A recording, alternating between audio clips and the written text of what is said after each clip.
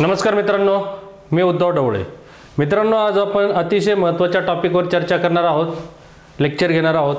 सगळ्यांना माहिती, सध्याच्या परिस्थितीवर संघटित गुन्हेगारी ही कायदा सुव्यवस्थेपुढील सर्वात मोठी किंवा एक सर्वात मोठा आव्हान निर्माण झालेलं आहे. संघटित गुन्हेगारी ही आज निर्माण झालेली परिस्थिती आहे का, तर अजिबात नाही. संघटित गुन्हेगारीकडे आपण जर पाठीमागे वळून पाहिलं तर 1990चं दशक जर पाहिलं तर तुमच्या लक्षात येईल, मुंबईसारख्या महत्त्वाच्या शहरात सुद्धा ही संघटित गुन्हेगारी एक प्रकारे खूप मोठ्या प्रमाणावर होती. जसं की मुंबईसारख्या शहरामध्ये आपण पाहिलं तर उद्योजक असतील, सिनेसृष्टीमधील दिग्दर्शक असतील, अभिनेता असतील, ह्या लोकांकडून सुद्धा एक खंडणी उकळली जायची. संघटित गुन्हेगारीमध्ये वेगवेगळ्या टोळ्या ॲक्टिव्ह होत्या, कार्यरत होत्या. सगळ्यांना माहिती आहे, दाऊद इब्राहिमची टोळी असेल किंवा इतर छोटा शकील वगैरे ह्या लोकांच्या टोळ्या असतील. तर ह्या टोळ्यांच्या माध्यमातून अन्य लोकांना धाक दाखवून किंवा उद्योजकांना धाक दाखवून त्यांच्याकडून पैसे उकळले जायचे. तुम्हाला सुरक्षा पुरवली जाईल अन्य टोळ्यांच्या विरुद्ध, तर त्या अनुषंगाने पैसे उकळले जाईल. किंवा एखादं काम एखाद्या अभिनेत्याला मिळावं म्हणून दिग्दर्शकाला धमकी असेल, धाकदबडशा असेल, किंवा एखाद्या, आता उदाहरणार्थ गुलशन कुमार सगळ्यांना माहिती असेल, त्यांची सुद्धा हत्या होण्यामागचं कारण एक प्रकारे संघटित गुन्हेगारी. ही संघटित गुन्हेगारी नियंत्रित ठेवण्यासाठी भारतामध्ये, पर्यायी आपल्या महाराष्ट्रामध्ये विविध असे कायदे काम करतात. तर ते सारे कायदे आपण आज समजून घेणार आहोत की अशा संघटित गुन्हेगारीवर नियंत्रण कसं मिळवता येतं किंवा पोलीस त्या अनुषंगाने कसं काम करतात, हे सारं आपण आजच्या लेक्चरमध्ये समजून घेणार आहोत. मित्रांनो, हे लेक्चर समजून घेण्यापूर्वी आपण आपल्या ज्या चालू बॅच आहेत त्या संबंधित थोडीशी माहिती सांगेल आणि त्यानंतर आपण संघटित गुन्हेगारीवर सविस्तर लेक्चर पाहणार आहोत. आणि पोलीस जे काय उपाययोजना करू शकतात कायदा सुव्यवस्थेसाठी, ते सारे उपाययोजना आपण आज ह्या लेक्चरमध्ये पाहणार आहोत. मित्रांनो, आपल्या 2 बॅच चालू आहेत. जे डिपार्टमेंटल PSIचे विद्यार्थी असतील, ऑलरेडी त्यांना आपली बॅच माहितीच आहे. भले की 2025ची जाहिरातीच्या अनुषंगाने कोणी तयारी करणारे असेल किंवा कोणी नवीन फ्रेश मुलं असतील की ज्यांना पुढे भविष्यात डिपार्टमेंटल PSIची तयारी करायची आहे, किंवा आता 2023च्या एक्झाममधून स्कोर असा काठावर आहे, फिजिकल करता करता पुढच्याही परीक्षेची तयारी करायची, अशा मुलांसाठी अतिशय उपयुक्त आपली ही बॅच आहे.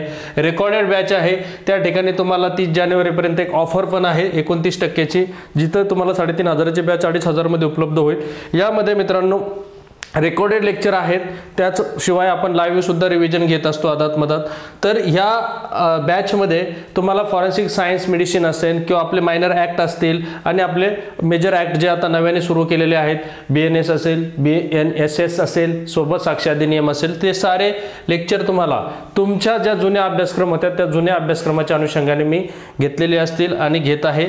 तर मित्रांनो, त्याचबरोबर ज्यांना फक्त 3च कायदे करायचे आहेत, मग त्यामध्ये आपले नवीन कायद्याचे विद्यार्थी असतील, लॉचे विद्यार्थी असतील, किंवा इव्हन आपले सिव्हिल सर्वंट्स असतील, किंवा सर्व पोलीस बांधव असतील, किंवा ट्रेनिंगला असणारे आपले जे कोणी मित्र असतील, किंवा ज्यांनी जुन्या कायद्याचा अभ्यास केला आहे परंतु आता नवीन कायदे त्यांच्यासाठी नवीन आहेत, अशा मुलांसाठी सुद्धा फक्त प्रमुख फौजदारी कायदे बॅच सुद्धा या ठिकाणी आपण आपल्या ॲप्लिकेशनवर लॉन्च केलेले आहे.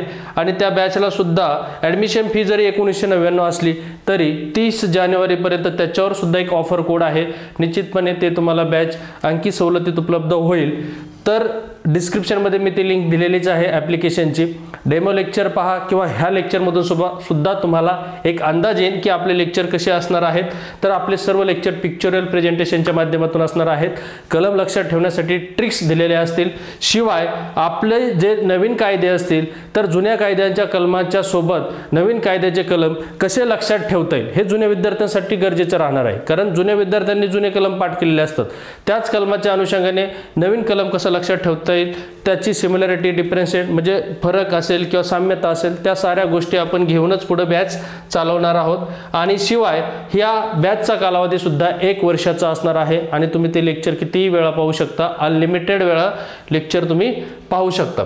तर मित्रांनो, खरं तर आजचं लेक्चर सर्वांसाठीच उपयुक्त आहे. म्हणजे डिपार्टमेंटल PSI विद्यार्थ्यांसाठी पण उपयुक्त आहे, पोलीस दलात कार्यरत असणाऱ्या पोलीस बांधवांसाठी सुद्धा उपयुक्त आहे आणि कायद्याचे जे कोणी विद्यार्थी असेल त्यांच्यासाठी सुद्धा उपयुक्त आहे. शिवाय 2023च्या PSIचे जे इंटरव्ह्यू देणारे मुलं आहेत, PSIचा इंटरव्ह्यूला 100% हा प्रश्न राहणार आहे की आता बीडचा जो जो प्रकरणातील आरोपींच्या बाबतीत केलेली कारवाई असेल किंवा पाठीमागचा ललित पाटील ड्रग्ज प्रकरणातील कारवाई असेल, हा संघटित गुन्हेगारी हा कायदा सुव्यवस्थेपुढील एक प्रमुख आव्हान आपल्याला पाहायला भेटतं. तर ह्या संघटित गुन्हेगारी म्हणजे काय आणि ह्या संघटित गुन्हेगारीवर नियंत्रण ठेवणारे कायदे काय किंवा काय उपाययोजना केले पाहिजे, त्यातले 1-2 उपाययोजना आम्हाला सांगा, असे आयोगाकडून प्रश्न PSIच्या मुलाखतीसुद्धा विचारले जाऊ शकतात किंवा पोलीस दलाला सुद्धा ह्या प्रोव्हिजन ट्रेनिंगमध्ये तर घेतल्या जातातच. परंतु काय होतं की योग्य वेळी एखादी योग्य कारवाई नाही झाली तर पुढे ती संघटित गुन्हेगारी वाढत जाते आणि नंतर ती नियंत्रणात आणणं पोलीस दलाला सुद्धा एक खूप मोठं आव्हान होऊन जातं. आता मित्रांनो, या ठिकाणी सध्याच्याला चर्चेत असल्यामुळं संघटित गुन्हेगारीवर मला लेक्चर बनवत आहे आपण, कारण सध्याच्याला आपण पाहतोय मकोका हा शब्द ऐकतोय, पण संघटित गुन्हेगारीवर नियंत्रण ठेवणारा फक्त एकच कायदा आहे का? मकोकाच आहे का? ऍक्च्युली मकोका हा शब्द का उच्चारला जातो? कारण आपण पाहतो MCOCA त्याला मोक्का सुद्धा म्हणतो, मकोका सुद्धा म्हणतो. आणि हा जो कायदा आहे हा महाराष्ट्र राज्याचा कायदा आहे, महाराष्ट्र राज्याने लागू केलेला कायदा आहे. आणि महत्त्वाचा आणि अभिमानास्पद बाब आहे की हा कायदा महाराष्ट्राने सगळ्यात आधी लागू केला.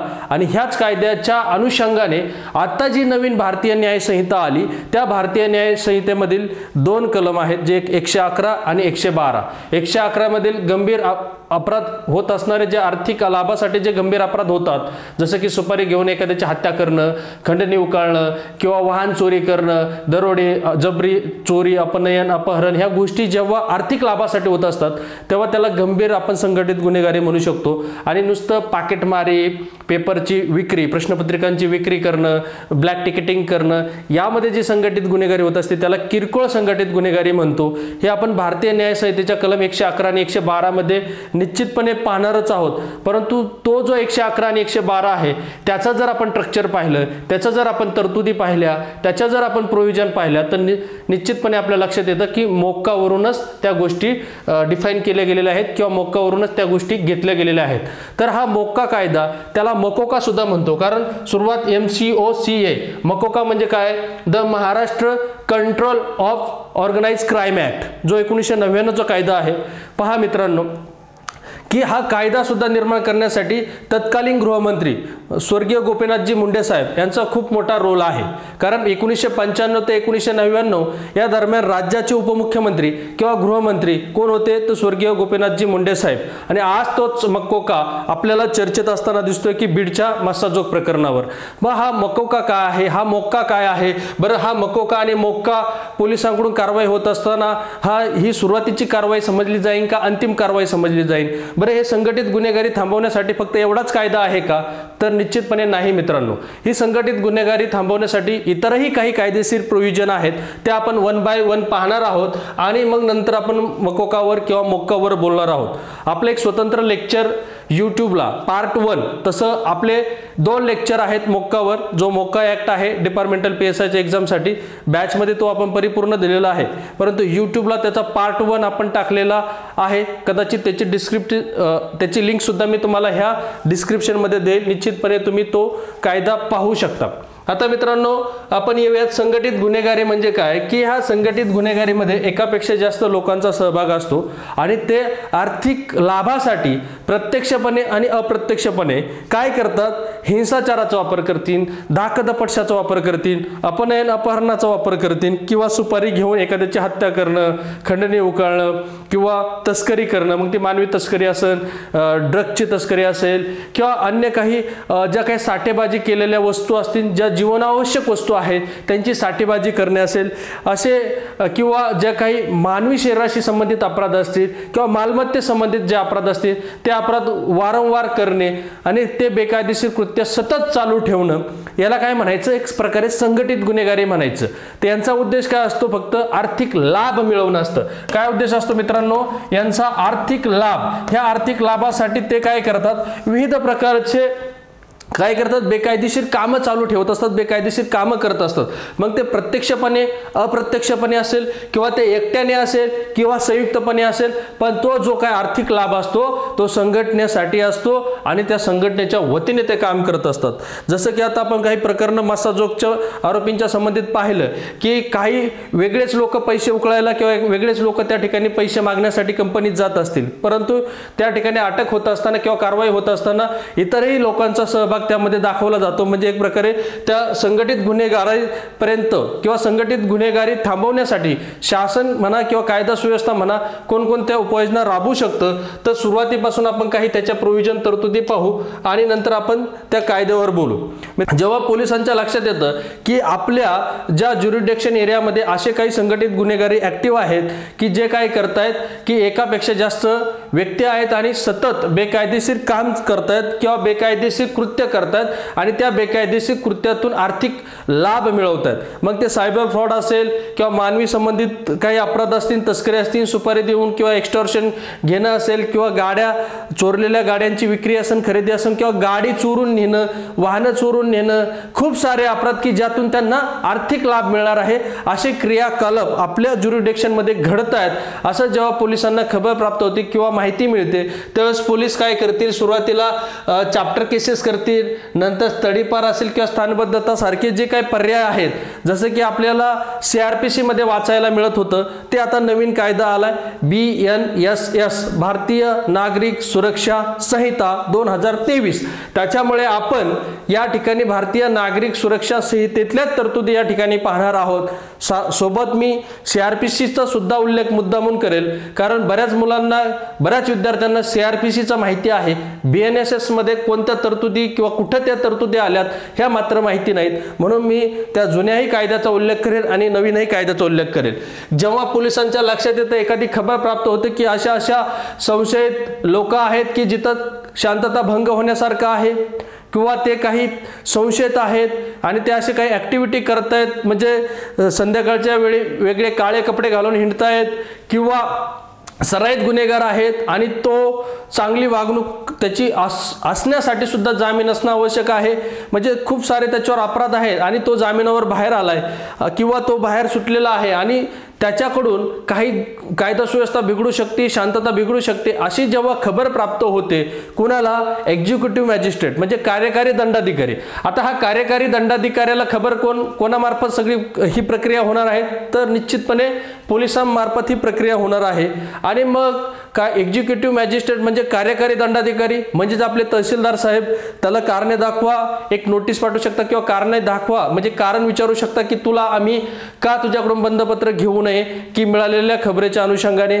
आणि मग त्या ठिकाणी आपल्याला माहिती आहे जसं की CRPC प्रकरण 8 चॅप्टर केस जिथं आपण 107 मध्ये शांतता भंग होऊ नये म्हणून घेतलेलं बंधपत्र 1 वर्षाचं, त्याच्यानंतर 109 जिथं संशयित लोकांकडून बंधपत्र घेणं, कायदा सुव्यवस्था बिघडू नये आणि त्या लोकांनी चांगली वागणूक ठेवावी म्हणून 1 वर्षाचं बंधपत्र, आणि 110 सराईत गुन्हेगारांकडून काय करणं, बंधपत्र घेणं, चांगली वागणूक ठेवण्याबाबत ते 3 वर्षाचं बंधपत्र होतं CRPCच्या कलम 110 मध्ये। आता हे CRPCचं कलम 107, 109, 110 हेच कलम आता BNSS मध्ये आपल्याला कुठे दिसणार आहे, 126, 128 आणि 129। म्हणजे CRPC मध्ये प्रकरण 8 होतं चॅप्टर केसच्या संबंधित, प्रकरण 8 लावू नका शांत कायदा सुव्यवस्थेची वाट किंवा शांततेची वाट अशी ट्रिक्स मी तुम्हाला त्या ठिकाणी दिली होती। आता इथं BNSS मध्ये नवीन प्रकरण आहे प्रकरण 9 वागणूक चांगली ठेव भाऊ। वागणूक चांगली ठेव भाऊ म्हणजे काय, 126 मध्ये शांतता ठेवण्यासाठीचा जामीन होता की समजा कायदा सुव्यवस्था बिघडण्यासारखे आहे अशा व्यक्तीकडून धाकदपटशा दाखवतायत, गणपतीच्या कार्यक्रमात जबरदस्तीने वर्गणी गोळा करण्याचा प्रयत्न करतायत किंवा एखाद्या जयंतीच्या निमित्ताने, तर अशा वेळेस पोलिसांना जेव्हा खबर प्राप्त होते तर अशा जयंतीच्या वेळेस म्हणा किंवा अशा कोणत्याही कार्यक्रमाच्या वेळेस म्हणा, आपला उत्सव असेल, गणपतीचा असेल किंवा काय असेल, तर किंवा एखादं साधं बांधावरून भांडणं असेल किंवा एखादं पाण्यावरून भांडण असेल तर चॅप्टर केस कलम 126 नुसार पोलीस घेऊ शकतात का, तर तिथं कायदा सुव्यवस्था मेंटेन करायची। ही शांतता राखण्यासाठीचे बंधपत्र असतं कोणाकडे, कार्यकारी दंडाधिकारी। त्याचबरोबर संशयित व्यक्ती म्हणजे काय, संध्याकाळचा बाहेर निघतोय, काळे कपडे घालतोय, काहीतरी संशयित ऍक्टिव्हिटी करतोय किंवा अन्य बाहेरच्या अनोळखी व्यक्ती येत आहेत आणि या ठिकाणी आपल्या शाळेभोवती लहान लेकरं जिथं फिरतायत खेळतायत तिथं हिंडताना दिसतायत, तर ह्या संशयित लोकांकडून सुद्धा 1 वर्षासाठी चांगल्या वागणुकीचा म्हणजे की त्याच्याकडून एक प्रकारे शांतता कायदा सुव्यवस्था तर अबाधित राहिलीच जाईल पण चांगली वागणूक त्याची ठेवण्याबाबत सुद्धा जामीन घेता येतो। त्याचबरोबर 129 सराईत गुन्हेगार म्हणजे काय, आधी चोऱ्या माऱ्या करत होता, त्याच्यावर खूप सारे अपराध होते, शिक्षाही भोगून बाहेर आला असेल, किंवा महत्त्वाचे म्हणजे समजा फ्रॉड करत होता, ठकवणूक करत होता, असा हा जो सराईत गुन्हेगार आहे.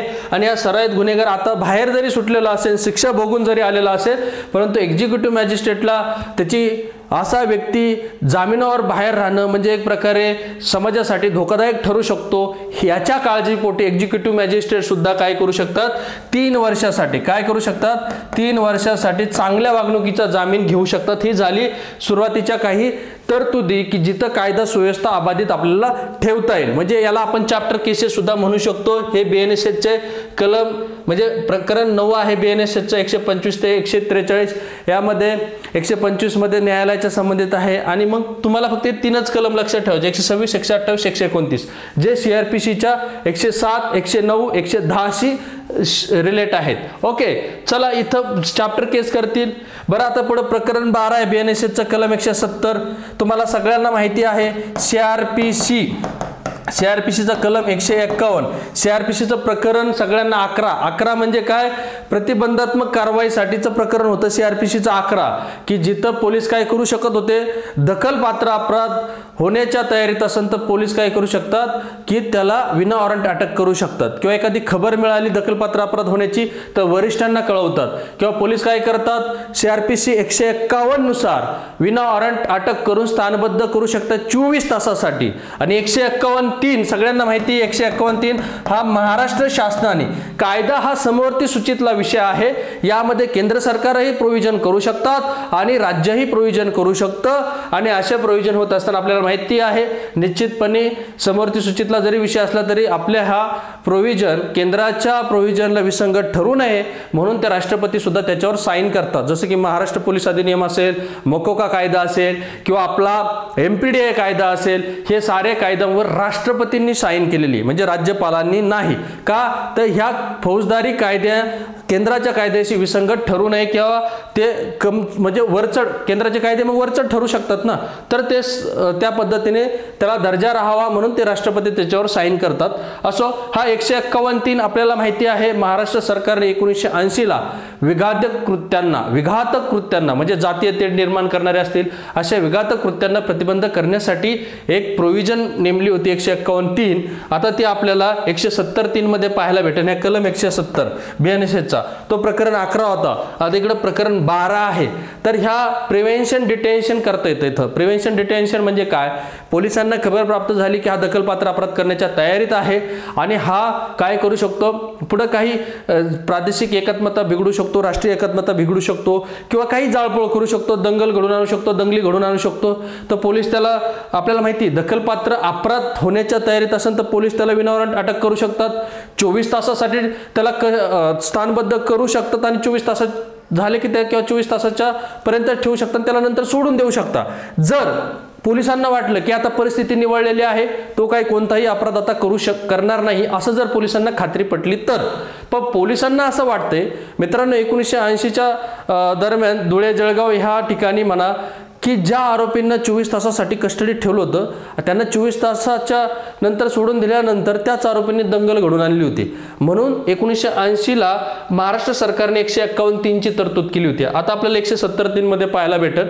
या ठिकाणी आपले महाराष्ट्र पोलीस अशा लोकांना, असे जे संशयित लोक आहेत की जे कायदा सुव्यवस्था बिघडू शकतात, दखलपात्र अपराध घडून आणू शकतात, यांना 30 दिवसासाठी कोर्टाच्या परवानगीने स्थानबद्ध करू शकतात. कोर्टाला तशी परिस्थिती पटवून द्यावा लागेल पोलिसांना की आम्हाला याला प्रतिबंधात्मक स्थानबद्ध का करायचंय, कारण हा बाहेर राहिला तर लोकांचे माथे भडकू शकतो, दंगली घडून आणू शकतो, जातीय तेढ निर्माण करू शकतो, याला बाहेर ठेवणं उचित राहणार नाही. म्हणून सुद्धा ही CRPCची 151(3) म्हणा किंवा BNSSचा कलम 170 म्हणा प्रतिबंधात्मक स्थानबद्धतेचा अधिकार पोलिसांना देत असतं.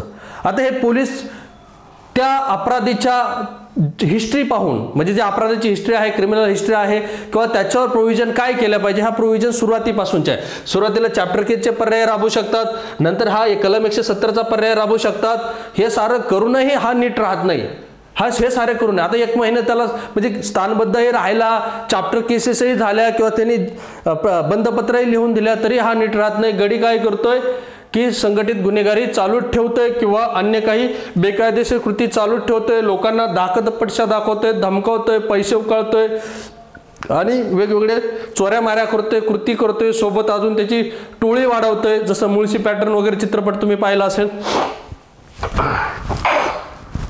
तर मित्रांनो अशा वेळेस महाराष्ट्र पोलीस अधिनियम मध्ये तडीपाराची तरतूद आहे मित्रांनो। तडीपार महाराष्ट्र पोलीस अधिनियम सगळ्यांना माहिती आहे। तडीपार म्हणजे काय, जिल्ह्यातून त्याला तडीपार केलं जातं किंवा एखाद्या प्रदेशातून त्याला तडीपार केलं जातं। तडीपार करण्याचे अधिकार हे महाराष्ट्र पोलीस अधिनियम आपल्या महाराष्ट्रासाठी कलम 55, 56, 57 आहे आणि 57A सुद्धा आहे। 57A हे भिकाऱ्यांसाठी आहे। आता हे महाराष्ट्र पोलीस अधिनियम म्हणजे MPA ऍक्ट, महाराष्ट्र पोलीस अधिनियम मधील कलम 55 हा संशयित ज्या काही टोळ्या आहेत, टोळ्या समजा एखाद्या अनोळखी लोक तिथे येऊन राहतात आणि तिथं असुरक्षित हे होते, म्हणजे एखादे समजा महिला वसतिगृह आहे तिथं त्या जवळपासच असे संशयित लोक आलेत बाहेरून आणि त्या टोळ्या तिथं राहत आहेत, तर अशा वेळेस ते खबर देऊ शकतात आणि अशा संशयित टोळ्यांना पांगवण्याचे अधिकार एसपींना सुद्धा आहेत, सीपींना आहे, डीएमला आहे, एसटीएमला आहे। तडीपार करता येतं। तडीपार जास्तीत जास्त आपल्याला माहिती 2 वर्षासाठी करता येतं। 56 काय आहे, संशयित व्यक्तींना, ज्या संशयित व्यक्ती असन, साठेबाजी करणारे व्यक्ती असन, आरोग्याला धोकादायक असणारे व्यक्ती असतील, अशा लोकांना काय केलं जाऊ शकतं, तडीपार 2 वर्षापर्यंत केलं जाऊ शकतं। डीएम असेल, एसडीएम असेल, आपले सीपी साहेब असतील। नंतर 57 काय आहे, सराईत गुन्हेगार। सराईत गुन्हेगार म्हणजे काय, ज्याने आधी अपराध केलेला आहे, शिक्षा भोगून आलेला आहे, त्याच्यावर चार्जशीट दाखल झालेले आहेत, असे प्रकरण म्हणजे आपलं मालमत्तेशी संबंधित असतील, खोटे मुद्रांक नाण्याच्या संबंधित असतील किंवा मानवी अपराध असतील किंवा रेल्वे लुटलेले असतील, एक्साईजच्या संबंधित असतील, कस्टमच्या संबंधित असतील, असे जे काही सराईत गुन्हेगार आहे यांना कलम 57 नुसार डीएम एसडीएम जे काही अधिकार दिलेले आहेत ते काय करू शकतात, 2 वर्षापर्यंत तडीपार करू शकतात। म्हणजे हा तडीपाराचा सुद्धा पर्याय कायदा सुव्यवस्था राखण्यासाठी पोलीस राबवू शकतो। म्हणजे पहा, एखादा गुन्हेगार आहे किंवा संघटना आहे की जे संघटित गुन्हेगारी करतायत, अशा लोकांना चॅप्टर केस पासून तर नंतर प्रतिबंधात्मक स्थानबद्धता, नंतर तडीपार असे पर्याय राबवले जाईल। हे पर्याय राबवत असताना सुद्धा काही लोक खूप डेंजर असतात, काही लोक खूप डेंजर असतात। मग पोलीस मात्र मग त्या कोणत्या कायद्याचा आधार घेतात, एमपीडीए कायद्याचा आधार घेतात। मित्रांनो तुम्ही पाहिलं असेल, पुणे सीपी जे पुणे सीपी आहेत त्यांनी काही दिवसापूर्वी आपल्याला माहिती आहे म्हणजे गुन्हेगारी उदात्तीकरण होतं, कशाच्या माध्यमातून, बर्थडे सेलिब्रेट करताना तलवारीने केक कापणं किंवा रिव्हॉल्वर घेऊन फोटो काढणं किंवा काहीतरी ॲक्शन टंट करणं, तर अशा वेळेस गुन्हेगारी उदात्तीकरण होतं। मग अशा गुन्हेगारी उदात्तीकरण थांबवण्यासाठी आपल्याला सगळ्यांना माहिती, पुण्याच्या सीपी साहेबांनी काय केलं होतं, गुन्हेगारांची परेड म्हणा किंवा गुन्हेगारांना बोलवून घेतलं होतं आणि त्यांना वॉर्निंग दिली होती की तुम्ही असं काही कृती करत असाल तर आम्ही तुमच्यावर प्रतिबंधात्मक स्थानबद्धता करू, तडीपार करू किंवा अन्यथा एमपीडीए ऍक्ट नुसार सुद्धा कारवाई करू। तर हा एमपीडीए ऍक्ट काय आहे, म्हणजे हे प्रतिबंधात्मक कायदे आहेत, हे लक्षात ठेवा। प्रतिबंधात्मक, जसं की अपराध केलाय म्हणून शिक्षा नाही, तर अपराध होऊ नये म्हणून एक प्रकार ही घेतलेली प्रतिबंधात्मक उपाययोजना आहे, लक्षात घ्या। एमपीडीए म्हणजे काय, the Maharashtra prevention of dangerous activity, किंवा हे बघा, the Maharashtra prevention of dangerous activity. मग त्या डेंजरस ऍक्टिव्हिटी कोणाच्या आहेत, स्लम लॉर्ड्स, त्याचबरोबर बुटलेगर्स, त्याचबरोबर ड्रग ऑफेंडर्स आणि डेंजरस पर्सन्स। आता याच्यामध्ये फक्त 4च लोक येतात का, तर नाही, याच्यामध्ये 7 लोक येतात। नंतर फडणवीस साहेबांनी वाळू माफियांना सुद्धा याच्यात इन्व्हॉल्व केलं, कारण वाळू माफिया काय साधे नव्हते, डायरेक्ट तहसीलदार तलाठी यांच्या अंगावर गाड्या घालायला लागले आणि ह्या वाळू माफियांवर सुद्धा हे सुद्धा वाळू माफिया सुद्धा म्हणजे डेंजर ठरायला लागले। मग असे जे कोण डेंजर असतील हे सगळे संघटितच गुन्हेगारीतले लोक आहेत, हे लक्षात ठेवा। एकटा माणूस एवढ्या ऍक्टिव्हिटी करत नाही, त्यांच्यासोबत निश्चितपणे। संघटित गुन्हेगारी म्हणजे काय, एकापेक्षा अधिक लोक, म्हणजे 2 लोक सुद्धा संघटित गुन्हेगाराचा भाग होऊ शकतात। म्हणजे हा जो स्लम लॉर्ड्स म्हणजे झोपडपट्टी दादा, हा झोपडपट्टी दादा लक्षात घ्या, हा जो झोपडपट्टी दादा आहे, तर हा झोपडपट्टी दादा म्हणजे काय, झोपडपट्टीत राहतो तो दादा नाही, म्हणजे जो काय करतोय, शासनाच्या जागेवर अनधिकृत झोपडपट्टी उभा करतोय, त्यांच्याकडून भाडे गोळा करतोय किंवा बिचारे गरीब लोक राहतही असतील शासनाच्या जागेवर, त्यांना तिथं राहत्यात म्हणून पैसे गोळा करणं, भाडे उकळणं, किंवा एखाद्या खाजगी जागेत शासकीय जागेत अनधिकृत झोपडपट्टी उभी करणं, तर हे याला झोपडपट्टी दादा म्हणतात. इथं हे तुम्हाला चित्र दाखवलेलंच आहे. त्याचबरोबर हातभट्टीवाले म्हणजे सगळ्यांना माहिती सांगायची गरज नाही, स्वतः दारू तयार करणं, विकणे, त्याचं वाहून नेणं किंवा त्याचं ट्रान्सपोर्ट करणं, तर ते म्हणायचं हातभट्टीवाले. म्हणजे आजच्या कोणत्याही प्रकारचं एक्साईजचं किंवा कोणत्याही प्रकारचा परवाना नसताना तो दारू निर्मिती करतो. औषधी द्रव्यविषयक गुन्हेगार म्हणजे ड्रग्स पॅडलर वगैरे, आपण जसं उदाहरणार्थ म्हणू शकतो ललित पाटील ड्रग्स प्रकरण. ओके. नंतर धोकादायक व्यक्तींच्या विघातक कृत्यांना. धोकादायक व्यक्ती म्हणजे कोणत्या धोकादायक, हे बघा, आर्म्स ऍक्टच्या अनुषंगाने करणारे अपराध.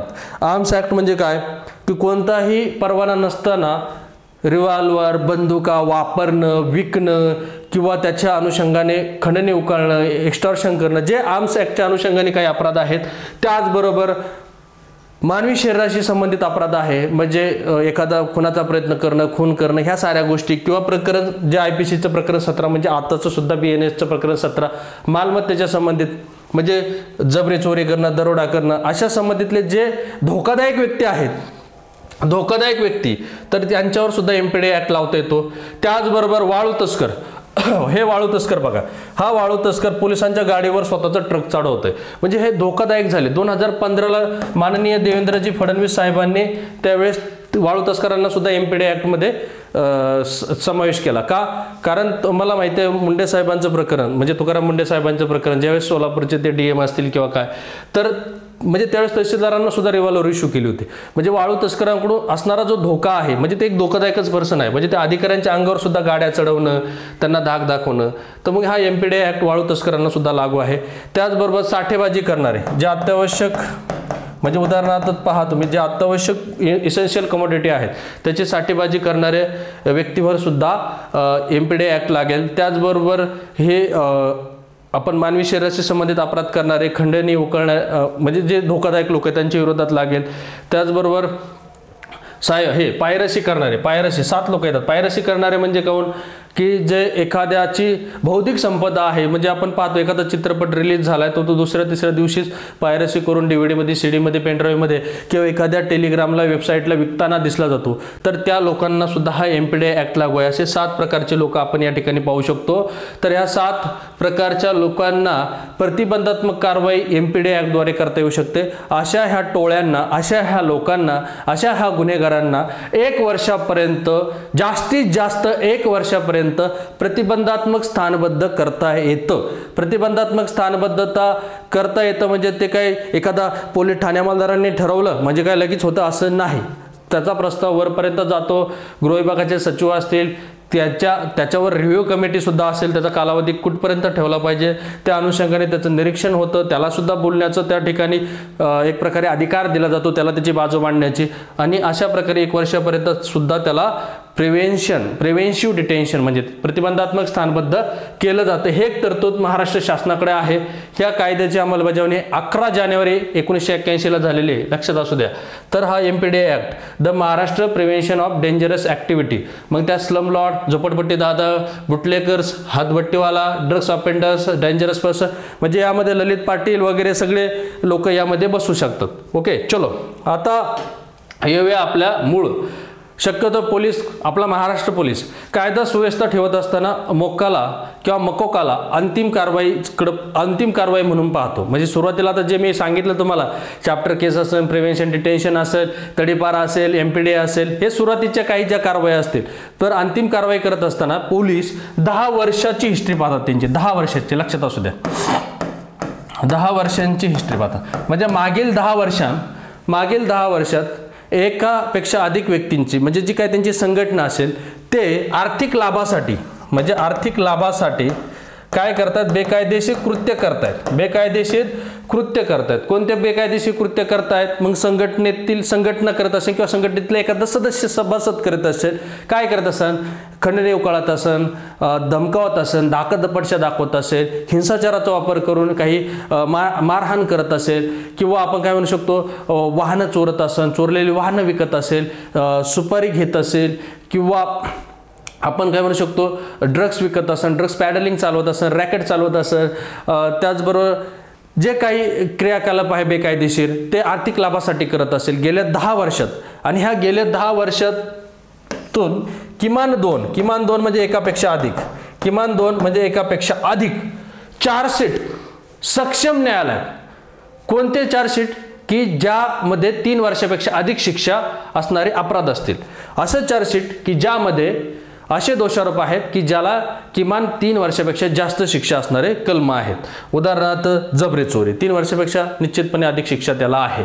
तर असे काही आर्थिक लाभासाठी केलेले, म्हणजे आता शक्यतो जास्त कोणते अपराध येतात? खंडणीचेच अपराध येतात, खंडणीचे. कारण आर्थिक लाभासाठी केले जाणारे खंडणीसारखे प्रकार, सुपारी घेऊन केलेले प्रकार, ड्रग्स पॅडलिंगचे प्रकार किंवा मानवी शरीराची किंवा मानवाची तस्करी, म्हणजे जे काही मनुष्य विकले जातात तर ध्येय विक्रीसाठी, तर हे सारे आर्थिक लाभासाठी मग प्रत्यक्षपणे अप्रत्यक्षपणे त्या संघटनेतील म्होरक्याचा संबंध असतो. मग संघटनेच्या एखाद्या व्यक्तीने त्या संघटनेसाठी काय केलेलं असतं? ॲक्टिव्हिटी केलेली असतात. तो आर्थिक लाभ त्या संघटनेला मिळावा, त्या संघटनेतील व्यक्तींना मिळावा. तर त्यासाठी फक्त काय पाहिजे? पोलिसांकडे काय क्रायटेरिया पाहिजे? की मागील 10 वर्षात किमान 2 चार्जशीट सक्षम न्यायालयात दाखल झालेले पाहिजेत आणि ज्याला 3 वर्षापेक्षा अधिक शिक्षा असतील असे 2 चार्जशीट जर दाखल झालेले असेल तर पोलीस काय करू शकतात? जसं की आता मस्साजोग प्रकरणात वाल्मिक कराड यांच्यावर अचानकपणे, म्हणजे कोणाला वाटलंही नव्हतं की आज पोलीस मकाको दाखल करतील म्हणून. म्हणजे त्यावेळेस सगळ्यांना, पूर्ण महाराष्ट्राला सरप्राईज झालं. कारण ज्यावेळेस आरोपीची PCR मंजूर होत नाही असं पोलिसांना दिसलं, मग पोलिसांना तपासासाठी अडचणी निर्माण होणार होत्या. आरोपी त्यांच्याजवळ असणं खूप गरजेचं असतो. आपल्याला माहिती PCR म्हणजे काय? Police custody remand. त्यावेळी आरोपीकडून खूप सारी माहिती पोलिसांना घेता येते, तपास अधिकाऱ्यांना घेता येते आणि त्या अनुषंगाने पुरावे गोळा करता येतात. जर पुरावे गोळा झाले तर पुढं न्याय मिळवून द्यायला सोपं जातं. आणि बीड पोलिसांच्या लक्षात आल्यानंतर जी कोणती SIT असेल, CID, त्यावेळेस CIDकडे तपास चालू आहे. तर CIDच्या लक्षात आलं की केज न्यायालयाकडून आता आपल्याला PCR मिळत नाही, तर MCR चालू होते. मग तपासामध्ये आपल्याला आरोपी ताब्यात असणं अतिशय गरजेचं आणि त्यांनी मकोका लगेच लावला. मकोका म्हणजे काय? The Maharashtra control of organise crime act, म्हणून MCOCA, त्याला मोक्का म्हणतो आपण, मकोका सुद्धा म्हणू शकतो. हा मोक्का पोलिसांसाठीचा किंवा महाराष्ट्रातल्या कायदा सुव्यवस्थेतला ब्रह्मास्त्र म्हणून सुद्धा आपण ओळखू शकतो. ब्रह्मास्त्र म्हणजे काय? अंतिम कारवाई, पोलिसांसाठी असणारं अंतिम कारवाई. मग मागील 10 वर्षातली त्याची क्रिमिनल हिस्ट्री, त्याच्या संघटनेतल्या लोकांची क्रिमिनल हिस्ट्री चेक करतील, तसा प्रस्ताव तयार करतील. 3 वर्षापेक्षा अधिक शिक्षा असणारे 2 चार्जशीट ह्या लोकांचे दाखल होते. हे चार्जशीट आर्थिक लाभासाठीच केलेले अपराध होते. मग शेवटचा जो काही गुन्हा घडला असेल, शेवटचा गुन्हा आता आपल्याला माहिती कोणता घडला होता बीड प्रकरणात, तर तो खंडणीचा गुन्हा असेल किंवा आपले सरपंचाचं हत्या प्रकरण असेल. तर त्या शेवटचा गुन्हा घडल्यापासून मागील 10 वर्षात जे काही 2 असे काही चार्जशीट त्यांना सापडावे लागले असतील पोलिसांना की ज्यात 3 वर्षापेक्षा अधिक शिक्षा आहे. मग त्या अनुषंगाने तो प्रस्ताव तयार करून कुणाला पाठवतात? DIG साहेबांना पाठवतात. इकडं सिटी भागात असेल तर मुंबईसारख्या ठिकाणी ॲडिशनल CP साहेबांना पाठवतील आणि त्याला मोका लावायचा की नाही लावायचा DIG साहेबांची परवानगी लागते. आणि DIG साहेबांनी परवानगी दिल्यानंतर मोक्काचा तपास करण्यासाठी कोणते अधिकारी असतात? तर ग्रामीण भागात DYSP लेवलचे अधिकारी मकोकाची तपास करतील आणि शहरी भागात कोण तपास करतील? तर ACP, assistant commissioner of police, ह्या लोकांना, म्हणजे तपासी अधिकारी ACP DYSP दर्जाचे असतात आणि यांना तपासासाठी 6 महिने मिळतात. 6 महिने म्हणजे त्या आरोपीला 6 महिने तरी जामीन मिळणार नाही, हे लक्षात ठेवायचं. सर्वसाधारण आपण कायद्यात पाहिलं तर 90 दिवस तपासासाठी दिले जातात. काही महत्त्वाच्या प्रकरणात पोक्सो असेल किंवा ॲट्रॉसिटी असेल तर आपण 60 दिवस वगैरे वाचतो. परंतु इथं मात्र मकोकामध्ये काय केलं जातं? पोलिसांना 6 महिने तपासासाठी दिले जातात. म्हणजे 6 महिने तरी आरोपीला जामीन मिळणं मुश्किल असतं. आणि यामध्ये मकोकामध्ये त्याचं चार्जशीट तयार करत असताना, त्याच्या अगेन्स्ट पुरावे गोळा करत असताना पोलिसांना संदेश अडकवण्याचा सुद्धा अधिकार प्राप्त होतो. संदेश म्हणजे एखाद्याचा संदेश, तार असेल, पत्र असेल, कॉल रेकॉर्डिंग असेल, जे काय असेल, संदेश अडकवण्याचा अधिकार प्राप्त होतो. त्यात मकोकामध्ये किंवा मोक्कामध्ये कारवाई करत असताना त्याचा संघटनेतील प्रत्येक सदस्यावर कारवाई करता येते आणि यामुळे काय होते? संघटना पूर्णपणे मोडकळीस येते. मोडकळीस म्हणजे आपण पाहतो मुळशी पॅटर्न चित्रपट सगळ्यांनी पाहिला असेल. मुळशी पॅटर्नमध्ये काय व्हायचं? 1-2 अपराध करायचे, आतमध्ये जायचे, तर बाकी संघटनेचं काम इतर लोक करायचे. म्हणजे राहुल्या आत गेला तर बाहेर गण्या काम करायचा, गण्या आत गेला का बाहेर राहुल्या काम करायचं, जे काही चित्रपटाचा जो सीन आपण पाहतो अगदी सेम तसंच संघटना कायम ॲक्टिव्ह राहायची. इतर कायद्यानुसार कारवाई होत असताना, जसं की एखाद्याला प्रतिबंधक स्थानबद्धता केली आहे किंवा तडीपार केले, काही लोकांना संघटनेचं काम पाहिजे, काही लोक आत राहायचे. पण हे जी मकोकाची जी कारवाई आहे, ही मकोकाची कारवाई संघटनेतील सर्व सदस्यांवर करता येते. जरी मागचे जे 2-4 सीट असतील किमान, त्याच्यामध्ये काही सदस्यांचा नामोल्लेख असो नसो, त्या संघटनेला मोडकळीस आणण्यासाठी मकोका ही खूप पोलिसांसाठी महत्त्वाची कारवाई आहे. ह्या मकोकामध्ये काय केलं जातं, मागील 10 वर्षातील किमान 2-4 सीट हुडकवून काढले जातात आणि शेवटच्या गुन्ह्यापासून तपास करताना तपासी अधिकारी मात्र DYSP ACP लेवलचा असतो. 6 महिन्यापर्यंत त्यांना तपास करता येतो. तपास करत असताना संदेश अडकवण्याचे अधिकार प्राप्त होतात. त्यात जर एखादा आरोपीला कबुली जबाब द्यायचा असेल, आपल्याला माहिती पोलिसांसमोर दिलेला कबुली जबाब कोर्ट मान्य करत नाही, परंतु इथं मात्र एक अपवाद आहे. इथं किमान SP लेवलच्या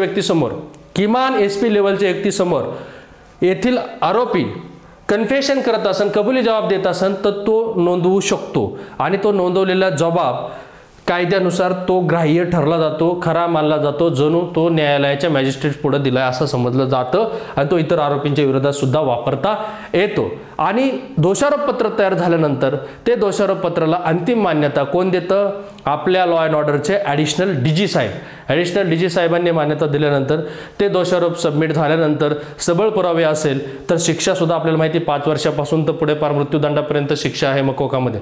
मृत्यूदंडाची शिक्षा अशाच प्रकरणात होते की ज्या त्यांच्या गुन्हेगारी क्रियाकलापातून समोरच्याचा मृत्यू घडून आलेला असेल. आता समोरचा मसाजोग प्रकरणात मात्र मृत्यू घडून आलेला आहे. अशा काही प्रकरणात आपण म्हणू शकतो की जिथंच गुन्हेगारी क्रियाकलाप होत असताना आर्थिक लाभासाठी एखाद्याचा मृत्यू घडून आला तर निश्चितपणे मकोकामध्ये सुद्धा मृत्यूदंडाच्या शिक्षेची तरतूद आहे, पण शिक्षा मात्र जास्त आहे. म्हणून मकोका कारवाईला संघटित गुन्हेगारी थांबवण्यासाठी नेहमी वरिष्ठ पोलीस अधिकारी धाक दाखवतात. धाक म्हणजे कायद्याचं वचक दाखवतात की जर तुम्ही तुमची गुन्हेगारी नाही थांबवली तर आम्ही तुमच्या अगेन्स्ट मकोका लावू, तेव्हा कुठेतरी गुन्हेगार वटणीवर राहतात किंवा गुन्हेगार संघटित गुन्हेगारी जी असते ती कुठेतरी थांबली जाते. आता हे तुम्हाला चित्रपटातले मी मुद्दामून सीन देतो. चित्रपटामध्ये जरी पुष्पा हिरो असला म्हणजे ते केलेली कृती खरी आहे, योग्य आहे असं नाही. हे चित्रपटामध्ये कोणत्याही गोष्टीचं ते दाखवू शकतात, परंतु हिरो अल्लू अर्जुन आहे म्हणून त्याची केलेली क्रियाकलाप हे चांगले आहे असं नाही. गोरगरिबांचे कामं करतो म्हणजे चांगले आहे असं नाही, ते गुन्हेगारी क्रियाकलाप आहे. त्याच्यासोबत त्याचं जे काही सोबत लोक असतात त्याला तो सिंडिकेट म्हणत असला तरी सुद्धा त्याला काय म्हणायचं, आपण संघटित गुन्हेगारी म्हणायचं. कारण तो चंदनाची तस्करी करत असतो, कशासाठी, आर्थिक लाभासाठी. म्हणून त्याला काय म्हणायचं, संघटित गुन्हेगारी म्हणायचं. हा पुष्पा जरी त्यांचा मोहरके असला तरी हे सगळे त्या संघटित गुन्हेगारीचा भाग आहे आणि आर्थिक लाभासाठी ते सतत बेकायदेशीर कृती चालू ठेवत असतात. यामध्ये त्या सरकारी अधिकाऱ्यावर हमला करत असतील किंवा अन्य लोकांना मारत असतील, सुपारी देत असतील, ज्या काही ॲक्टिव्हिटी होत असतील ते सगळ्या काही आर्थिक लाभासाठी होतात. म्हणून हा पुष्पा सुद्धा संघटित गुन्हेगारीचा भाग ठरतो. याच्यावर सुद्धा कारवाई या कायद्यानुसार होईल. आणि हा वास्तव चित्रपटातला संजय दत्त असेल किंवा तो आपला 1.5 फुट्या असेल तर ह्या लोक सुद्धा या ठिकाणी काय करत असतात, सुपारी घेणं असन, खंडणी उकळणं असन किंवा धमकावणं असन, हिंसाचाराचा वापर करणं असन, हे सुद्धा संघटित गुन्हेगारीचा भाग आहे. संघटित गुन्हेगारी असण्यासाठी किमान 2 लोकांचा सहभाग असणं आवश्यक असतं आणि हे सतत बेकायदेशीर कृती चालू ठेवत असतात आर्थिक लाभासाठी. मग ते स्वतंत्रपणे चालू ठेवत असतील, संयुक्तपणे चालू ठेवत असतील, प्रत्यक्षपणे अप्रत्यक्षपणे त्यांचं इन्व्हॉल्वमेंट असेल आणि ते काय करत असतात, बेकायदेशीर क्रियाकलाप करत असतात. याला संघटित गुन्हेगारी आपण म्हणू शकतो. आता मित्रांनो, हे मकोका कायदा समजला, ज्याला मकोका कायदा समजला त्याला हे समजायला खूप अवघड नाही. आता जो नवीन कायदा आलाय भारतीय न्याय संहिता, IPCच्या जागेवर कोणता कायदा आलाय, भारतीय न्याय संहिता BNS. म्हणजे ह्या BNS मध्ये सुद्धा नवीन काही अपराध दाखल झालेले आहेत. आपल्याला माहिती आहे, मॉब लिंचिंग, झुंडबळी, त्याचबरोबर दहशतवादी गुन्ह्यांना प्रतिबंध कलम 113, त्याचबरोबर हे संघटित गुन्हेगारी 111, किरकोळ लोक असतील, किरकोळ संघटित गुन्हेगारी असेल तर 112, त्याचबरोबर 152 देशद्रोह.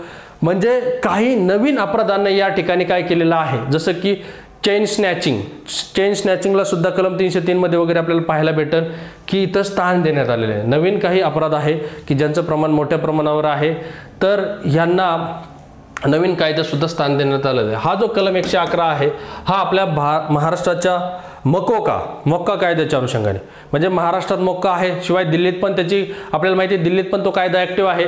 दिल्लीत सगळ्यात आधी कुणावर लागला होता? दाऊद इब्राहिम आणि छोटा शकील, म्हणजे दिल्लीत सुद्धा तो कायदा ॲक्टिव्ह होता. तर इथं हा मात्र BNS पूर्ण भारतासाठी लागू असेल. आता आपला मक्का फक्त महाराष्ट्रासाठी लागू होता, हा BNS मात्र संपूर्ण भारतामध्ये लागू असेल.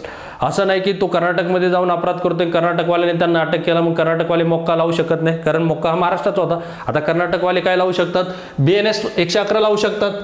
म्हणजे सेम तेच आर्थिक लाभासाठी संघटनेच्या वतीने संयुक्तपणे, एकट्याने, प्रत्यक्षपणे, अप्रत्यक्षपणे संघटनेचा एक सदस्य म्हणून किंवा अशा संघटनेच्या वतीने एकट्याने संयुक्तपणे हिंसाचाराचा वापर करून, लक्षात घ्या, हिंसाचाराचा वापर करून म्हणजे हाणून मारून किंवा हिंसाचार करण्याची धमकी देऊन, म्हणजे दाखदपटशा दाखवून, जे सुरुवातीला सांगितलं काय करतोय तो, जबरदस्ती अपहरण, म्हणजे किडनॅपिंग करतोय, जबरी चोरी करतोय, वाहन चोरी करतोय. जयकाल शिकरे चित्रपटातले मी मुद्दा म्हणून चित्र या ठिकाणी टाकतो कारण तुम्हाला लगेच समजतं. त्या जयकाल शिकरे काय करायचा? तर जबरी चोरी, वाहन चोरी, बलात्ग्रहण. जयकाल शिकरे काय करायचा? बलात्ग्रहण करायचा. त्याचबरोबर जमीन बळकावणे असन, आपण चित्रपटात सीन पाहतो जमीन बळकावणे. आता सध्याच्या जे मसाजोग प्रकरणातील आरोपी असतील वाल्मिक कराड वगैरे, त्यांच्यावर सुद्धा आता हे आरोप होताना दिसत आहेत. जमीन बळकावणे असन, सुपारी देऊन हत्या असेल, आर्थिक अपराध म्हणजे काय की एखाद्या लोकांकडून पैसे घेतले आणि त्यांना फसवलं किंवा दिलेच नाही किंवा बँकेच्या संबंधित असतील ते आर्थिक अपराध. पतसंस्था, बँक, म्हणजे संचालकांनी काय केले? शेतकऱ्यांच्याच नावा पैसे उचललेत. सायबर गुन्हे असतील. त्याचबरोबर व्यक्तींचा व्यापार असेल, म्हणजे लहान मुलांचा व्यापार असेल ध्येय विक्रीसाठी. औषधी द्रव्यांचा व्यापार असेल, म्हणजे ड्रग्स पॅडलिंग, ललित पाटील ड्रग्स प्रकरण, ललित पाटील. शस्त्रांचा विधिनिषिद्ध, म्हणजे शस्त्रांचा, जसं की पिस्तूल 1000 रुपयाला पिस्तूल विकला जातोय, 5000 रुपयाला पिस्तूल विकला जातोय, म्हणजे शस्त्रांचा बेकायदेशीर व्यापार असेल. सेवांचा बेकायदेशीर व्यापार असेल. व्यवसायासाठी, खंडणीसाठी मानवाचा अव्यापार असेल. तर हे अपराध यासाठी केले जातात की आर्थिक लाभ मिळावा, आर्थिक लाभासाठी. तर अशा कोणत्याही कुटयोजना कोणत्याही बेकायदेशीर मार्गाने चालू ठेवलेल्या असतात त्याला बेकायदेशीर कृत्य म्हणतो आणि ती संघटित गुन्हेगारी प्रस्थापित करते. तर यांचं संघटित गुन्हेगारीचा काय उद्देश असतो? आर्थिक लाभ मिळाला पाहिजे, हे आर्थिक लाभासाठी करत असतात. आता इथं बघा, हा गाडी चोरणीचं काम, म्हणजे तिथं वाहन चोरी आपण लिहिलं होतं. हे काय करतोय? सायबर अपराध करतोय. सायबर अपराध सगळ्यांना माहिती आहे. सायबर अपराधाचे खूप सारे प्रकार आहेत. म्हणजे एक टोळी असते, जामतारा प्रकरण सगळ्यांना माहिती असं. टोळी असते, ते काय करते? एखाद्या मुलीच्या आवाजात बोलणार, शादी.com सारखे एखाद्या वेबसाईट काढून किंवा नंबर देऊन आणि तुमचं असं लग्न, बायोडाटा आम्हाला पसंत पडला आहे, आम्ही लग्न करण्यास तयार आहे, आणि काहीतरी पैशाची मागणी होणार, आम्हाला येण्यासाठी, पोरगी घेऊन तिकडे येण्यासाठी 10,000 रुपये पाठवा. तर असे पैशाची मागणी करणं, एक प्रकारे हे स्कॅम चालवणं, त्याला सायबर फ्रॉड म्हणू शकतो. किंवा अन्य काही बरेच सेक्स्टॉर्शन वगैरे सारखे प्रकार पाहायला भेटतात.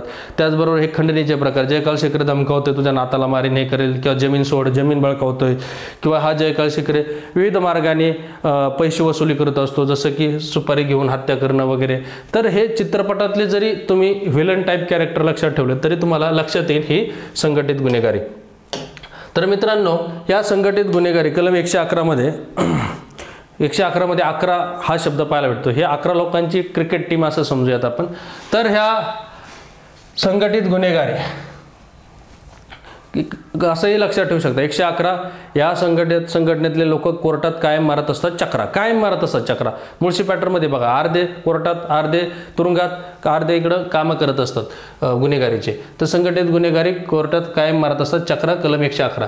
स्पष्टीकरण काय? ह्या पोटकलमाचे संघटित गुन्हेगारी संघटना कशाला म्हटलं जातं? की ज्यामध्ये एकापेक्षा अधिक व्यक्तींचा समावेश असतो. बघा, एकापेक्षा अधिक म्हणजे निश्चितपणे दोन लोक पाहिजे, 2 किंवा अधिक व्यक्तींचा गट जो एकट्याने किंवा संयुक्तपणे काय करतो? टोळी म्हणून काम करतो आणि सतत बेकायदेशीर कृत्य चालू ठेवतो. सतत म्हणजे हप्ते गोळा करत असत, सतत एक्स्टॉर्शन, खंडणी गोळा करत असत, जे काही असेल. ओके, जे काही बेकायदेशीर काम व्यवसाय चालू असतील आपल्या भागामध्ये, त्यांचे पैसे गोळा करणे असेल, हे चालू ठेवलेले बेकायदेशीर कृत्य. म्हणजे हे स्पष्टीकरण आहे जवळजवळ. हे स्पष्टीकरण 1 झालं. स्पष्टीकरण 2 काय? चालू ठेवलेले बेकायदेशीर कृत्य. तुम्हाला मकोका कायद्यामध्ये सुद्धा ह्या डेफिनेशन पाहायला भेटतं. सेम त्याच डेफिनेशन आपल्याला कलम 111 मध्ये पाहायला भेटतात. सतत चालू ठेवलेले बेकायदेशीर कृत्य म्हणजे काय? जे कायद्याने प्रतिबंधित केलेले आहे तसे कृत्य जो 3 वर्ष किंवा त्यापेक्षा अधिक कारावाची शिक्षा असणार. लक्षात घ्या, सत्य काय करतं, कायद्याने प्रतिबंधित केलेलं असं कृत्य ज्याला 3 वर्षे किंवा त्यापेक्षा अधिक कारावास शिक्षा असलेला दखलपात्र गुन्हा असून जो कोणत्याही व्यक्तीने एकट्याने किंवा संयुक्तपणे अशा संघटित गुन्हेगारी संघटनेतील एक सदस्य म्हणून किंवा त्याच्या वतीने केला आहे, ज्याच्या संदर्भात सक्षम न्यायालयासमोर मागील 10 वर्षाच्या कालावधीत एकापेक्षा अधिक आरोपपत्रे दाखल झालेले आहेत आणि त्या सक्षम न्यायालयात तो आरोप दाखल केलेला अशा आरोपीची दखल घेतली आहे, यामध्ये आर्थिक गुन्ह्याचा समावेश होतो. सेम ते जे मकोकामध्ये सांगितलं सेम हेच BNS मध्ये सुद्धा आहे की मागील 10 वर्षामध्ये एकापेक्षा अधिक म्हणजे किमान 2 आरोपपत्र दाखल झालेले पाहिजे की ज्याला किमान 3 वर्षापेक्षा अधिक शिक्षा आहे आणि हे जे काय गुन्हे बेकायदेशीर कृत्य कशासाठी झालेलं असेल तर आर्थिक लाभासाठी झालेलं असेल, म्हणजे तो आर्थिक गुन्ह्याचा समावेश त्या ठिकाणी असतो आणि ते संघटनेच्या अगेन्स्ट काय केलं जातं त्याला चालू ठेवलेलं बेकायदेशीर कृत्य म्हणू शकतो किंवा संघटित गुन्हेगारी म्हणू शकतो. आता तिसरं स्पष्टीकरण काय, आर्थिक अपराध. आर्थिक अपराधामध्ये काय काय मोडतात ते महत्त्वाचं आहे. फौजदारी पात्र न्यासभंग म्हणजे काय, एखादा बँकेचा मॅनेजर आहे तोच पैसे घेऊन लंपास झाला, कॅशियर आहे तोच पैसे घेऊन फरार झाला तर फौजदारी पात्र न्यासभंग. बनावटीकरण, ओके. आता बनावटीकरणमध्ये आपल्याला माहिती हर्षद मेहता प्रकरण सुद्धा तुम्ही पाहू शकता. नकली चलनी नोटा किंवा बँक नोट्स म्हणजे त्यांनी बँक नोट्स काय म्हणतो प्रॉमिसरी नोट त्यांनी बनावटीकरणाचा प्रकार येतो. शासकीय मुद्रांक, हवाला व्यवहार मोठ्या प्रमाणावर म्हणजे टॅक्स वाचवण्यासाठी वगैरे आपल्याला माहिती हवाला व्यवहार किंवा ब्लॅक मनी व्हाईट मनी करणं, ठकवणूक करणे, अनेक लोकांची फसवणूक करण्यासाठी कोणतीही योजना राबवणे किंवा कोणत्याही स्वरूपातील लाभ मिळवण्यासाठी कोणतीही बँक किंवा वित्तीय संस्था किंवा इतर कोणतीही संस्था कोणत्याही प्रकारे कृत्य करण्याचा समावेश होतो. आता बँक, वित्तीय संस्था यामधल्या ठेवी स्वतःसाठी वापरणे किंवा शेतकऱ्यांच्या नावे काढणे म्हणजे तो कर्जदार नसताना बोगस कर्जदार दाखवून पैसे उचलणे स्वतःसाठी वापरणे, ह्या साऱ्या गोष्टी आर्थिक अपराधामध्ये येतात. जिथं आर्थिक लाभ तो आर्थिक अपराध, संपला विषय. आता जर अशा गुन्ह्यामुळे कोणत्या व्यक्तीचा मृत्यू झाला, आता इथं शिक्षा लक्षात घ्या. पोटकलम 2 मध्ये, पोटकलम 1 मध्ये आपण काय केलं 3 स्पष्टीकरण ते पाहिले, त्याचबरोबर आपण त्याचं काय केलंय संघटित गुन्हेगारीची व्याख्या पाहिली पोटकलम 1 मध्ये. आता पोटकलम आता तुम्हाला हा सविस्तर का शिकवतोय, कलम 2च कलम आहेत. मकोका कायदा हा 30 कलमांचा, लक्षात घ्या 30 कलमांचा मकोका कायदा आहे, तो खूप सारा मोठा कायदा आहे. पण इथं आपल्याला फक्त 111 आणि 112 वाचायचे म्हणजे 2च कलम वाचायचे. फक्त काय केले पोटकलमामध्ये त्याच्या काही प्रोव्हिजन बसवले. आता पोटकलम 2 मध्ये शिक्षा आहे. आता पोटकलम 2 मध्ये कोणत्या गुन्ह्याला शिक्षा आहे, ज्याच्यात समोरच्या व्यक्तीचा मृत्यू घडून आलाय. समजा आता आपण संतोष देशमुख सरपंच जे आहेत त्यांच्या प्रकरणात जर पाहिलं तर मृत्यू झालेला आहे, पण समोरच्या व्यक्तीचा मृत्यू झालेला असेल तर अशा वेळेस मृत्यूदंडाची किंवा आजीव कारावासाची शिक्षा होते आणि तो 10 लाख रुपयापेक्षा कमी नसेल म्हणजे 10 लाख रुपयांपेक्षा अधिक द्रव्यदंड, मृत्यूदंड किंवा आजीव कारावास आणि 10 लाख रुपयांपेक्षा अधिक द्रव्यदंड होईल. आणि अन्य बाबतीत, इतर अन्य बाबतीत म्हणजे काय, जिथं समोरच्या व्यक्तीचा मृत्यू घडलेला नाहीये परंतु कुठेतरी त्याला खुनाचा प्रयत्न झाला, मारहाण झाली, जबर दुखापत झाली किंवा अन्य कोणतीही बाब झाली असेल तर त्याला 5 वर्षापेक्षा कमी शिक्षा नाही, म्हणजे 5 वर्षे ते आजीव कारावासापर्यंत त्याला शिक्षा होईल आणि त्याला द्रव्यदंड सुद्धा 5 लाखांपेक्षा कमी नाही.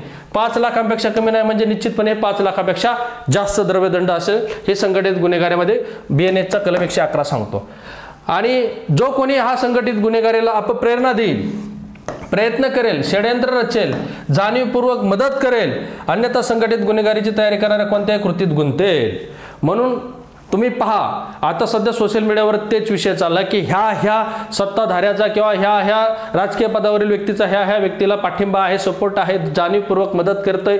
म्हणजे मदत करणारा असेल, अपप्रेरणा देणारा असेल, प्रयत्न करणारा असेल, षड्यंत्र असणारा असेल असं किंवा संघटित गुन्ह्याची तयारी करणारा असेल, जो कोणी ह्या कृतीत गुंतेल त्याला सुद्धा 5 वर्षापेक्षा कमी शिक्षा असणार नाही.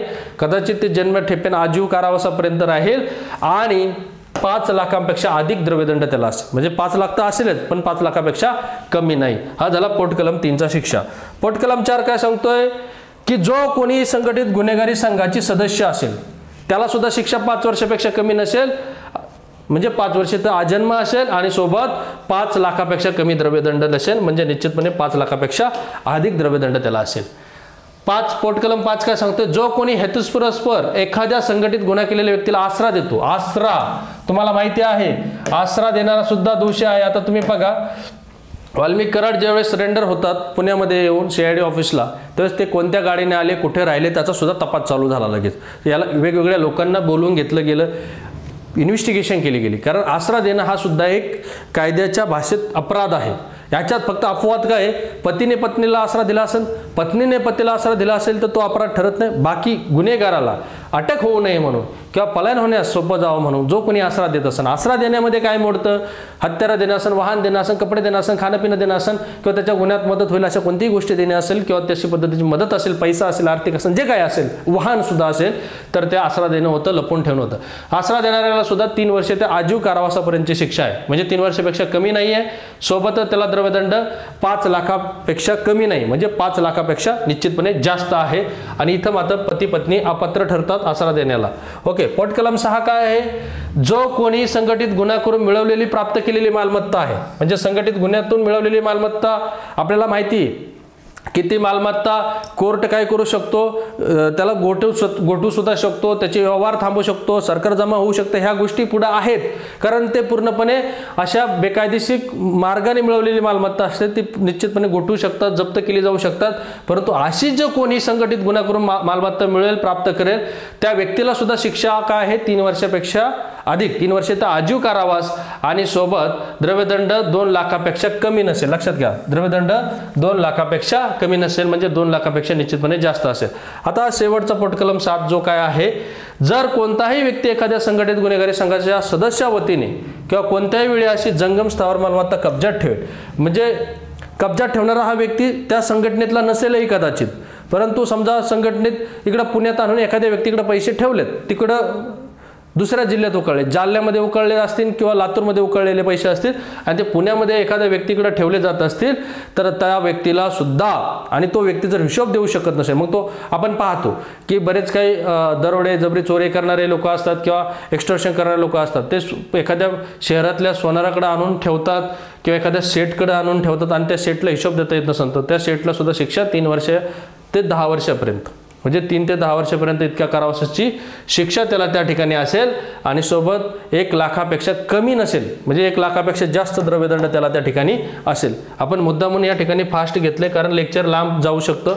आता मित्रांनो, 111 हा गंभीर अपराध करणाऱ्या आर्थिक लाभासाठी ज्या टोळ्या होत्या, म्हणजे गंभीर काय, वाहन चोरी, मानवी अपव्यापार, ड्रग्सचा अपव्यापार किंवा एक्स्टॉर्शन खंडणी असेल किंवा हत्यारांची तस्करी असेल, ड्रगची तस्करी असेल, जे काही गंभीर अपराध आपण पाहतो, सुपारी देणं असेल, जमीन बळकावणं असेल, त्यासाठी 111 होता. ज्या काही किरकोळ बाबी आहेत पण आर्थिक लाभासाठीच्या आहेत, त्याच्यासाठी कलम 112. कलम 112 तर येथं आता तरी सुधर रे पोरा अशी ट्रिक्स वगैरे तुम्ही भरू शकतो. पोरा का, हे जे पोरा आहेत ते पेपर विकणारे आहे, चेन मारणारे आहे, म्हणजे कॉलेज लाईफमधले पोरं, आता तरी सुधर रे पोरा, नाही तर तुझ्यावर लावीन कलम 112 असं पोलीस त्याला समजावून सांगतात. तर 112 म्हणजे पोरांची टोळी थोडक्यात असं समजा. आणि ही टोळी काय करते, संयुक्तपणे किंवा एकट्याने काय करते, चोरी करत असन. चोरी म्हणजे चोऱ्या माऱ्या, याच्या कपाटातली चोरी, त्याच्या कपाटातली चोरी, हॉस्टेलवरची चोरी वगैरे वगैरे.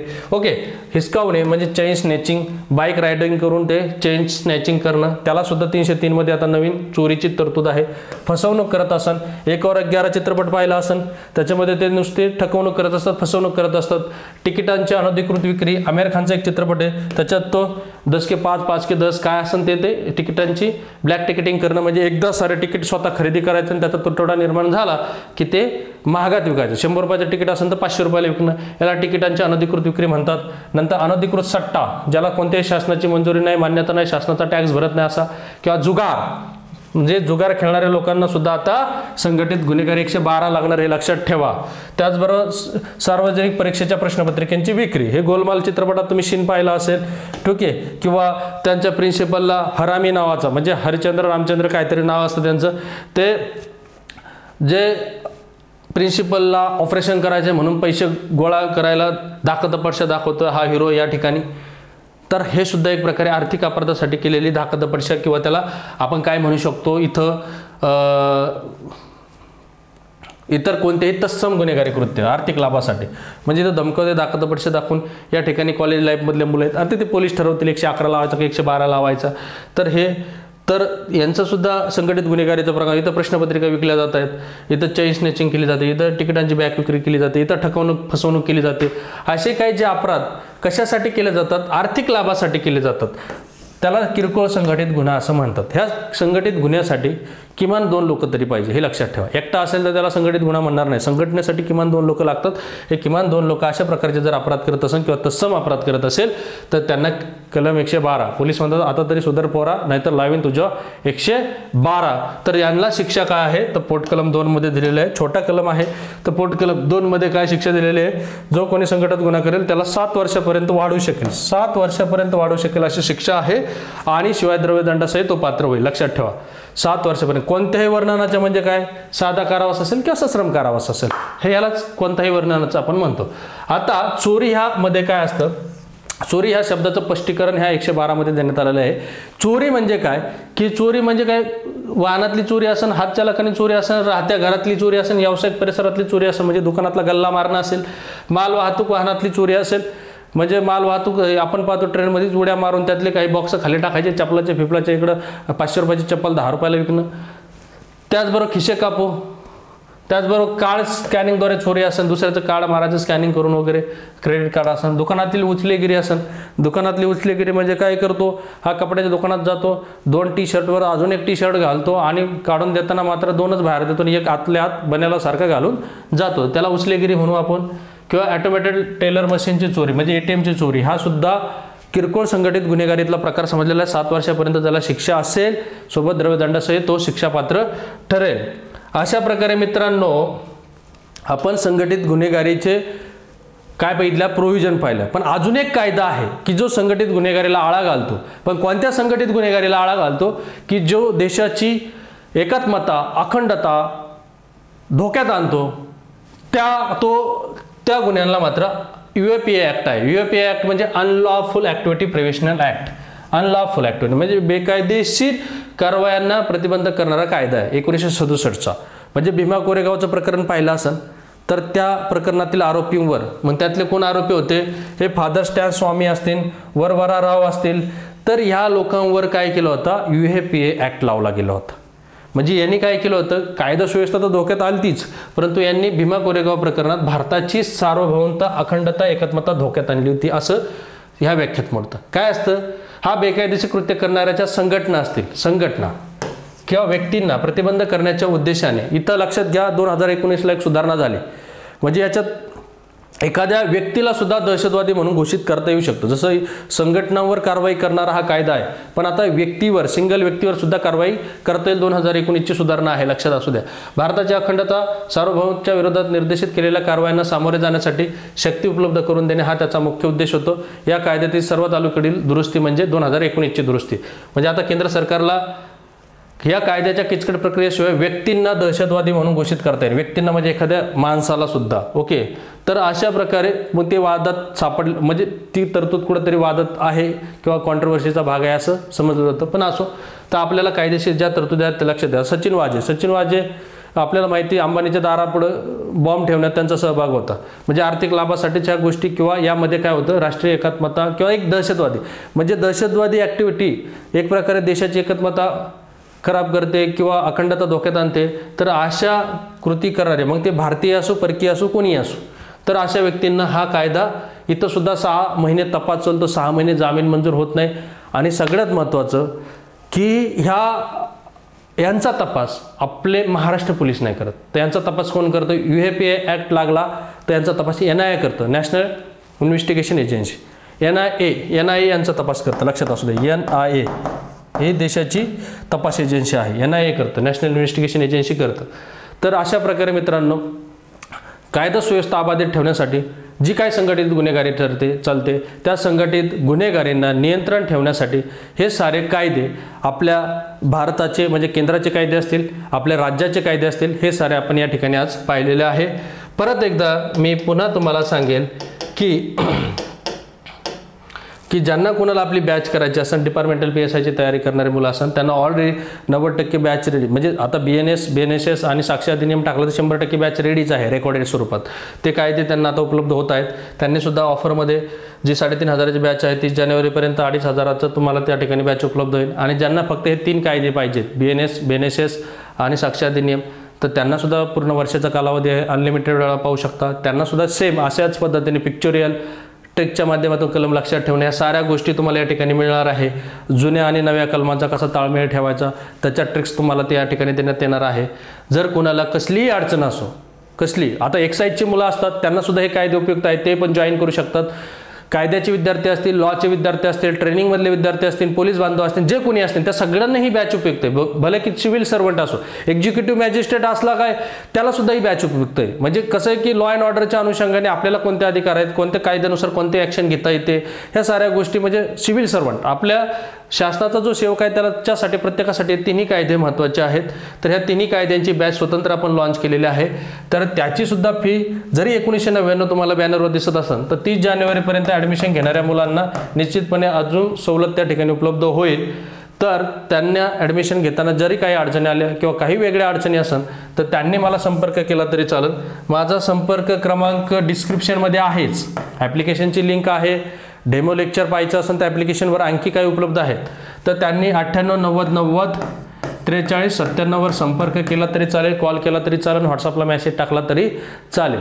आणि मित्रांनो, डिपार्टमेंटल PSIची एक्झाम होईल का नाही होईल अजून ह्या संभ्रमात बरेच काही मुलं आहेत. सगळेजण प्रयत्न करत आहेत. आपल्या DGP ऑफिसकडून सुद्धा सरकारला रिमाइंडिंग केलं जातं आहे की शासन निर्णयाबाबत निश्चितपणे त्या गोष्टी होणार आहेत आणि आज ना उद्या होणारच आहेत. परंतु आपला अभ्यास थांबता कामा नये. आपला हा अभ्यास परीक्षेच्या अनुषंगाने महत्त्वाचा आहे, शिवाय आपल्याला डिपार्टमेंटमध्ये काम करत असताना सुद्धा महत्त्वाचा आहे. हा सकारात्मक विचार समोर ठेवून आपला अभ्यास चालू ठेवणं महत्त्वाचं आहे. तर मित्रांनो, आजचं लेक्चर आपण थांबवतोय. धन्यवाद.